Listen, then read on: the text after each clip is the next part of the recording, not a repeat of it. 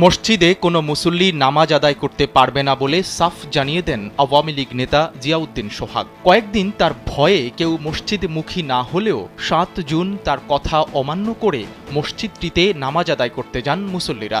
এতে ক্ষিপ্ত হয়ে ইমাম ও মুসল্লিদের পিটিয়ে মসজিদে তালা লাগিয়ে দেন ওই আওয়ামী লীগ নেতা।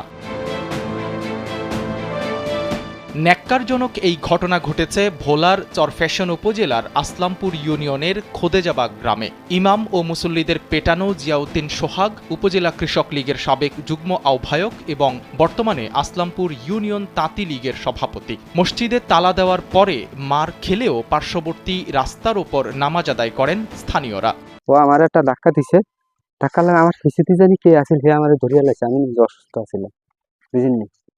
এরপর আমি ধরি লই আইসি। আমরা এই রাস্তার কোনাতে আছি ৩-৪টা মানুষ, হিয়া লাঠি একটা লই মসজিদের পশ্চিম পাশে মুসল্লি করে যা অকৃত্য ভাষা কইছে, ইয়া কোনো মুখ দিয়ে ব্যবহার করুন জানা যে দাগ দিয়ে দাগের এই পাশে এই হইতে দাগ, এই দাগের মধ্যে দিয়ে আইস হিয়ার মাগরে হল্লা তল্লা করে। জানা যায় ২ বছর আগে আওয়ামী লীগ নেতা জিয়াউদ্দিন সোহাগের কাছ থেকে বাইতুস সালাম জামে মসজিদ স্থাপনের জন্য ২২% জমি ক্রয় করা হয়। বায়না চুক্তি অনুযায়ী মুসল্লিরা মসজিদ স্থাপন করে জুমা সহ ৫ ওয়াক্ত নামাজ আদায় করে আসছিলেন। পর্যায়ক্রমে সব টাকা পরিশোধ করলেও জমির দলিল দিতে অস্বীকৃতি জানায় সোহাগ।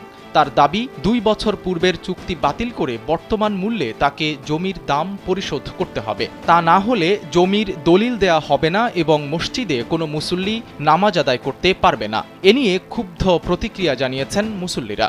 ও আমার থেকে ও জমি বাবদ কোনো টাকা পাবে না, আরো ১১,০০০ টাকা বেশি নিচ্ছে। দেখবার দলিলের জন্য চাপ প্রয়োগ করছে, সে আমাকে বিভিন্ন রকম হুমকি দামকি দেয়, দলিল তো দেয় না এবং বলে মসজিদের কাছে গেলে আমার উপরে সে অমানসিক অত্যাচার করবে।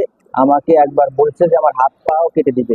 সে তার বিচারের জন্য আমি আসলামপুর ইউনিয়নের চেয়ারম্যানের কাছে একাধিকবার শরণাপন্ন হয়েছি, তারা কেউ তার বিচার করতে চায় না। বলে যে বাবু এই বিচার আমরা করতে পারবো। বাইর করি যে আপনি এই মসজিদ আইলে আপনাকে খুন করবো বা রক কাটি দেবো, আপনি কখন আসবেন না, আপনার বাবার গেলে মসজিদ নেই সেই ইত্যাদি বহুত কথা হয়েছে, বহুত কথাবার্তা করার পরে মানে মসজিদের প্রত্যেকে মাকে ধাক্কা ধুকে মানে সোহাগ যেটা আমাদেরকে মসজিদের থেকে বের করে দিয়েছে এবং মসজিদের মুসল্লিদের সাথে খারাপ আচরণ করছে, এই জন্য আমরা তার দৃষ্টান্তমূলক। এদিকে মসজিদে তালা দেওয়ার কথা অস্বীকার করেছেন অভিযুক্ত আওয়ামী লীগ নেতা জিয়াউদ্দিন সোহাগ। কালবেলাকে জানান আল্লাহর ঘরে তালা মারেননি তিনি, তবে মসজিদের জমির টাকা লেনদেন নিয়ে কথা কাটাকাটি হয়েছে, এর বেশি কিছু নয়। আমি আল্লাহর ঘর মসজিদ আমি তালা দেইনি আর কখনো তালা দিবও না। আমি ওই সভাপতি সেক্রেটারির সাথে আমার দুইয়ের কথা কাটাকাটি হয়েছে, তো এই জন্যে লেনদেন নিয়ে আপনার তারা অত আনেন, আর নইলে আমার জমিটা আমি দলিল দিয়ে দিই, আমার দাদা নেওয়া মসজিদটা চলুক আর ওর টাকা আমি ওরে ফিরিয়ে দেবো।